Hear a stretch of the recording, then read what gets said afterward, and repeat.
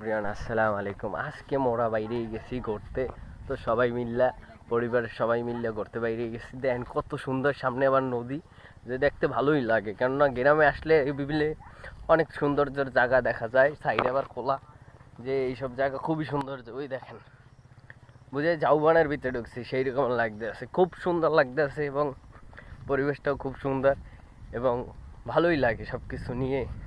সৌন্দর্যে ভরা মগো বরিশাল, যে কি কমো, মগো বরিশালে কি নেই, সবই আছে।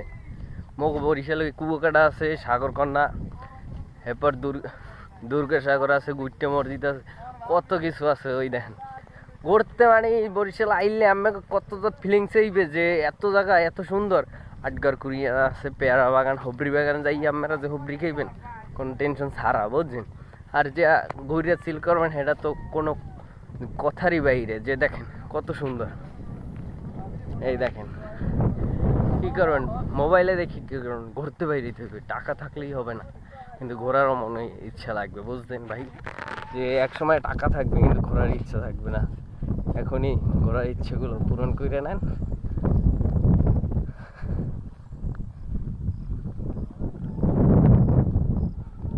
তো খুবই সুন্দর লাগে। বিকালবেলা বাইরেলাম ঘুরতে, তো আমাদের বের হওয়ার কথা ছিল অনেক আগে, কিন্তু বের হইতে পারি না, কেননা এখন সূর্যটা ডুবে গেছে। কেননা সূর্যটা থাকলে আরও সৌন্দর্য মোমেন্ট পাওয়া যেত এবং ভালোই লাগতো। নদীর সাইডে খুবই সুন্দর।